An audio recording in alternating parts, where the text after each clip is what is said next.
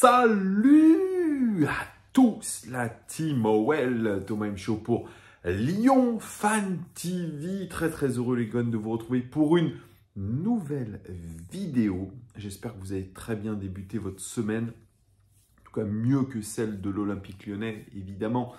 Puisque hier, nous n'avons pas assisté encore à un grand match de football entre le LOSC et l'OL. En tout cas, c'est mon avis personnel. Je sais que certains s'en réjouissent, certains commentateurs parlent d'une évolution, d'une progression un petit peu de cet Olympique Lyonnais. Même Peter Bosz se satisfait, on y reviendra un petit peu. Mais bref, moi écoutez, je ne reviendrai pas sur ce que j'ai pensé de ce match. C'est-à-dire que je me suis vraiment royalement emmerdé, encore une fois.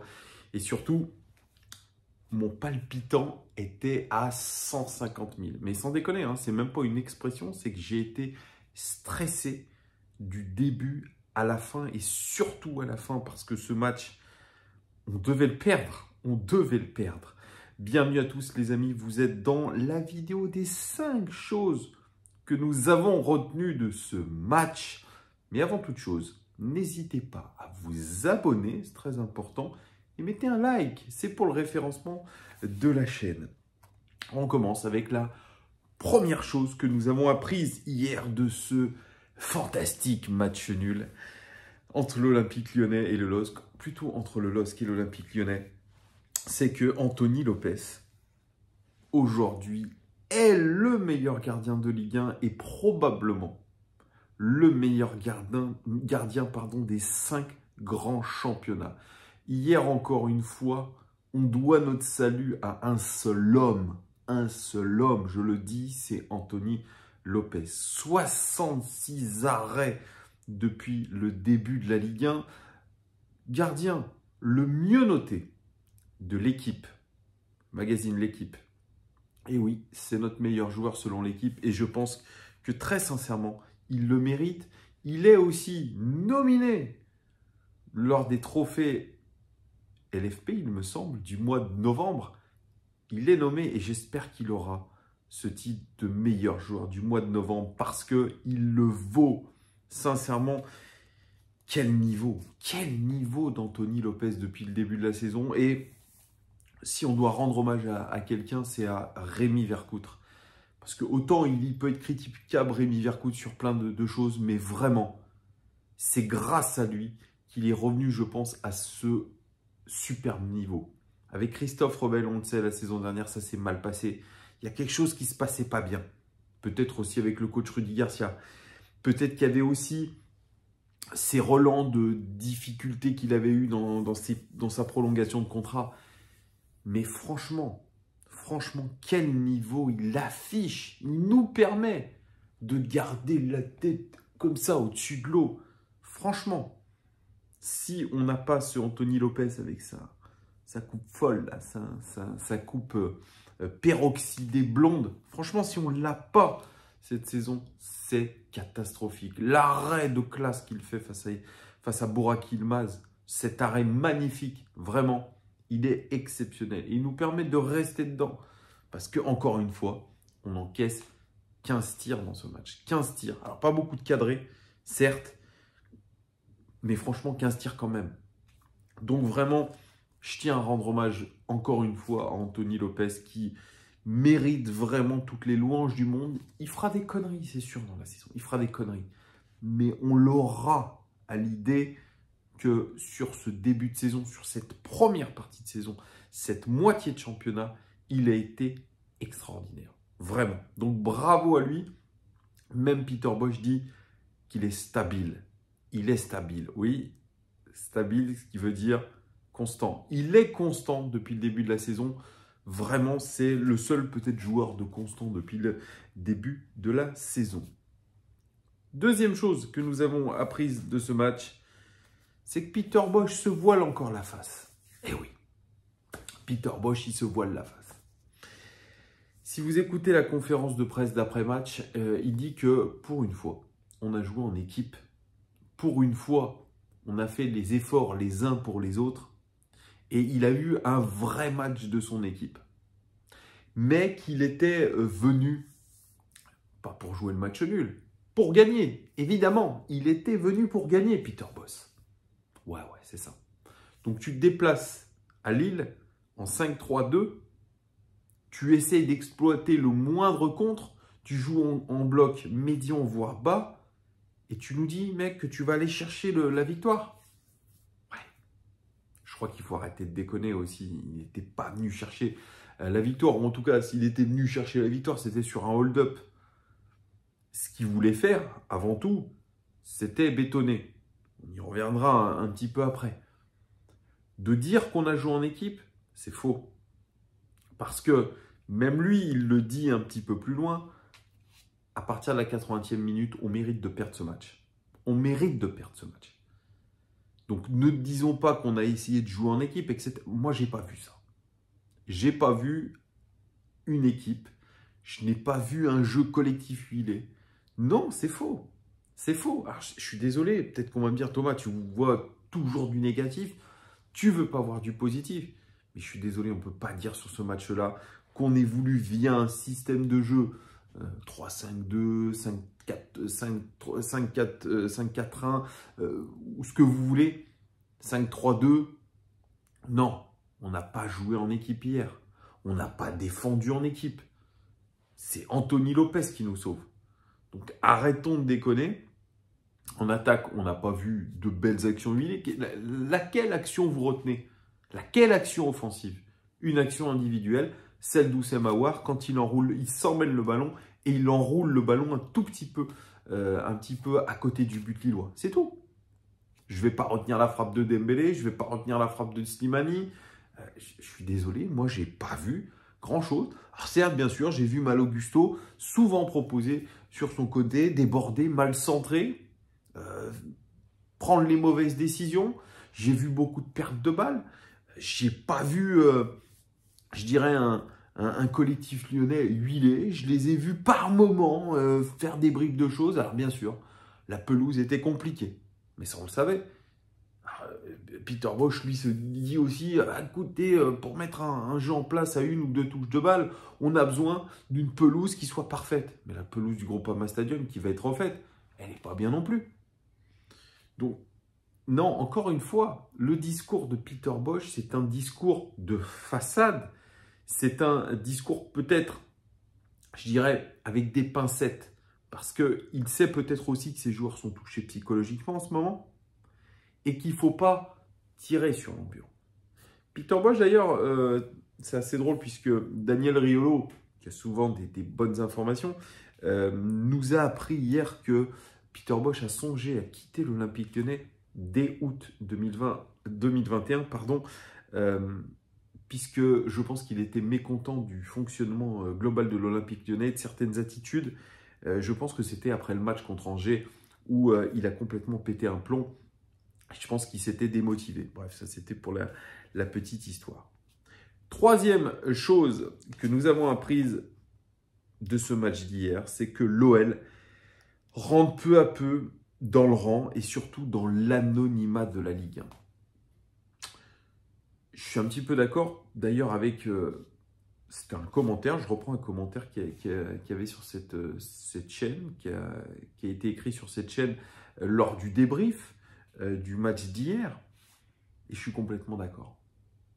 L'OL est en train de rentrer dans l'anonymat. L'OL ne joue plus les premiers rôles. L'OL est à quasi 20 points, il me semble, du Paris Saint-Germain.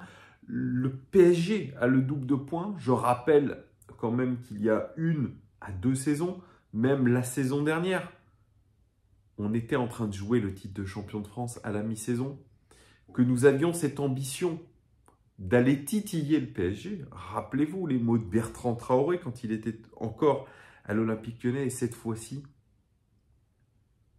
on est 13e de Ligue 1. Je crois que je ne me trompe pas, 12e, 13e. Bref, c'est la même chose de toute façon. C'est le ventre mou. C'est-à-dire quand vous allez sur votre iPhone, vous ne voyez même pas l'OL sur la première partie de l'écran. Ça devient grave. Ça devient grave, les amis. Et l'OL se plonge dans cet anonymat du championnat. 13e place. On nous dit qu'en faisant une série de 2 ou 3 victoires, on peut recoller au classement.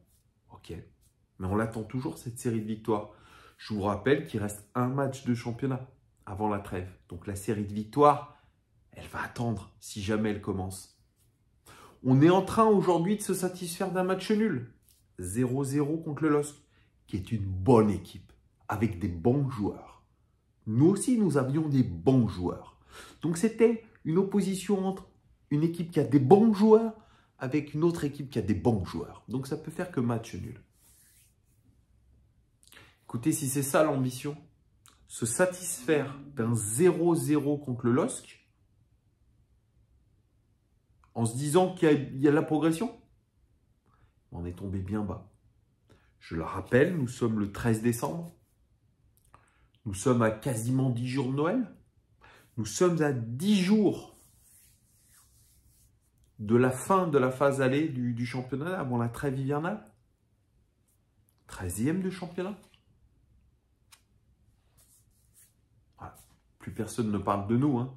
Je vais vous dire, même dans l'équipe du soir, émission phare sur la TNT, pour avoir un sujet de Lyon, c'est relégué tout en bas du menu. Avec Lyon en crise. Et encore, ils n'en ont même pas parlé hier, puisqu'ils étaient en retard. Ils ont préféré parler de Marseille, qui est dauphin du PSG. Avec un match en moins. Voilà. Silence, l'Olympique Lyonnais coule. Voilà, tout simplement. Pas de révolte, pas d'ambition.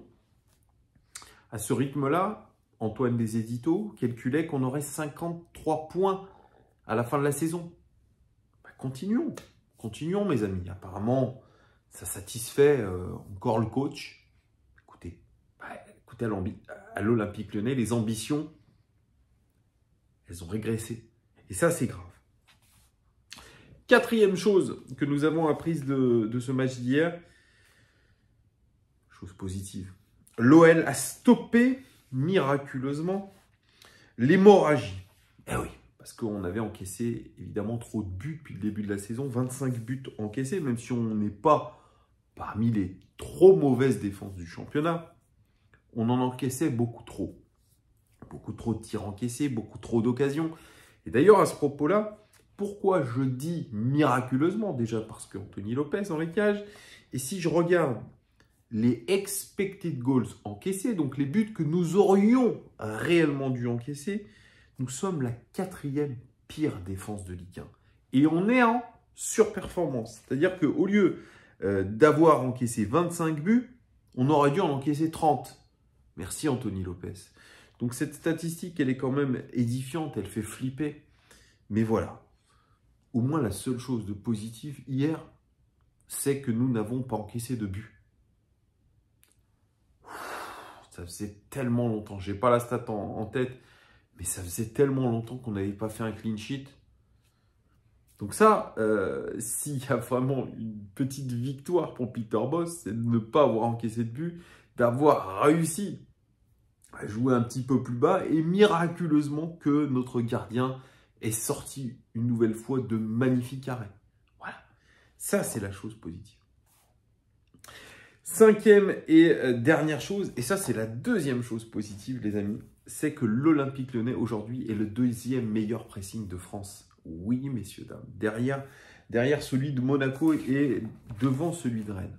Et oui, c'est à l'indice de pressing de Understat, le PPDA, le fameux passe autorisé à l'adversaire avant une action défensive. Notamment quand on joue dans la partie adverse, on a souvent le ballon, vous le savez, on a la possession, on est dans le coin adverse. Et quand l'adversaire essaye de relancer, on laisse très très peu de mouvement d'action à l'adversaire pour enclencher une action de pressing, un tacle, une interception, ce que vous voulez, un tir contré. Donc ça, pour le coup, c'est quelque chose de positif. Et c'est un truc que moi, je ne vois pas à l'œil nu, mais qui dans les faits statistiques se retrouve très clairement. Donc ça c'est une chose positive parce que Peter Bosz a toujours demandé une intensité de pressing. On s'était même dit, ah, c'est bizarre, les joueurs sont fatigués, il n'y a pas la même action pressing. Et pourtant, dans les statistiques, ça montre bien que l'OL va au pressing, va faire surtout ce contre-pressing quand ils perdent le ballon. Et ça, c'est intéressant parce que y a quelque chose, moi, qui m'est revenu dans les oreilles un petit peu quand j'écoutais la conférence de presse d'après-match de Peter Bosz, c'est qu'il a dit « Moi, je m'en fiche au final du système 5-3-2, 4-3-3, 4-4-2. Moi, ce qui m'intéresse, c'est le pressing et la coordination du pressing plutôt que le système. Moi, c'est comment mes joueurs se déplacent pour aller au pressing plutôt qu'une animation de système. » Voilà. Bon, écoutez, moi, je ne suis pas un tacticien de renom, donc écoutez, je l'écoute. Mais en tout cas, s'il y a au moins une chose qui est appliquée en Ligue 1 et dans les faits, c'est sur ce pressing, l'Olympique Lyonnais, deuxième pressing de Ligue 1. Est-ce que c'est encourageant? En tout cas, c'est la deuxième chose positive quand même de ce match. Donc, je suis plutôt satisfait. J'ai réussi quand même à faire du positif dans cette vidéo. Voilà les gars, ce que je pouvais vous dire de ce débrief à froid. N'hésitez pas à commenter. Très intéressant. S'il y a de l'actualité, évidemment, vous me connaissez, je ferai une vidéo. Sinon, je vous présenterai peut-être aussi de Paris FC, puisque le match de Coupe de France est ce week-end. C'est contre une Ligue 2, mais on est déjà comme ça. Allez, bon début de semaine à vous tous. Gros bisous. Merci en tout cas de votre fidélité. Ciao!